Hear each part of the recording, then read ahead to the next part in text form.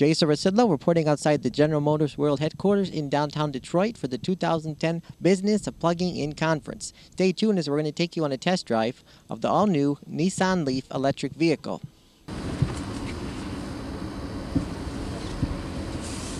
Okay. So when are these going to be available? Starting this December. Oh, here in Michigan? In Michigan, about a year from now. Oh. Next fall would be the earliest. So we're doing a phased market rollout. We have 5 states that are coming in January, and then we had 2 more, or 5 in December, 2 more in January, and then we had the Southeast next April, and then we come to the rest of the country by next. So we're standing next to the new Nissan LEAF electric vehicle. Can you give me some highlights of it first? Yeah, it's seats 5. It's a compact size.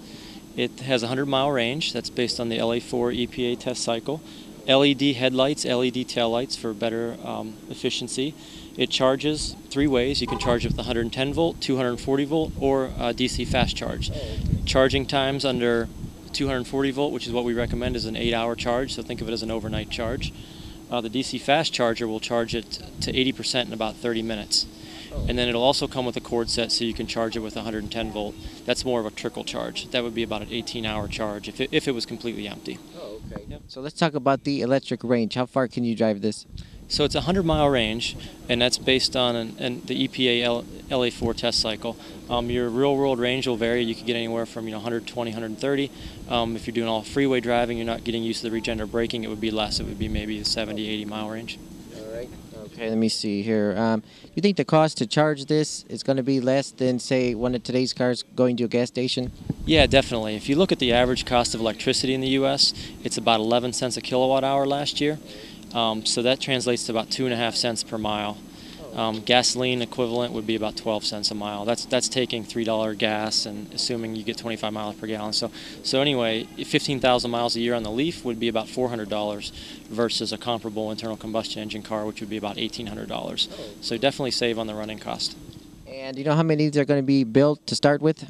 We have 50,000 global production capacity of the first model year vehicle, and those first model year vehicles are going to be shared by 3 markets: the U.S., Europe, and Japan. And we haven't determined a specific allocation for each of the markets, but we did take reservations, and we have 20,000 people in the U.S. that have put down a $100 deposit on the car, and so we shut down the reservation system a couple of weeks ago. Let's talk about the cost to buy, or is there going to be leasing options too? You can buy or lease it. The MSRP there's 2 trim models. The MSRP for the base trim is $32,780. You can also lease. The lease price point's $349 a month for the base model. And the upper level trim adds a couple of features. It adds the fog lamps. It adds the universal garage door opener. Also adds a solar panel on the rear spoiler and a rear backup camera. Now, does this qualify for the government tax incentive? You know, the $7,500 or no? It does. It qualifies for the full $7,500 U.S. federal tax credit. As long as the consumer has a federal tax liability, they'll qualify for that. So that brings the price tag from the $32,000 down into the $25,000 range. So what are some additional features of the car from the inside of it? Well, it has a telematics system, so the vehicle is connected to a global data center, and that allows the consumer to remote control some functions of the car. So they can, for example, you can preheat or pre-cool the car remotely. So if it's a hot summer day and you want to turn your air conditioning on, that's an option for you. Likewise, in the winter, you can heat the car, and in that case, you're using grid power, and so you can extend the range of the car as well. You can also use that telematics system. It'll tell you where all the nearest charging spots are. So every car comes standard with a navigation system and that telematics. Also, roadside assistance is included standard with the car as well. So you could check on your cell phone if it needs to be charged and all that type of stuff. Exactly. We'll have some smartphone apps available as well. So any web-enabled phone, you'll be able to remote control certain features of the car.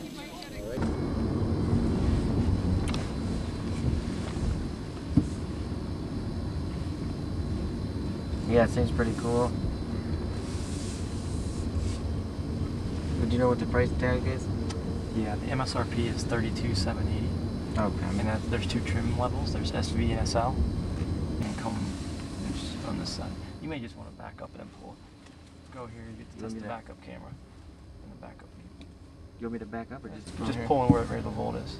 Perfect.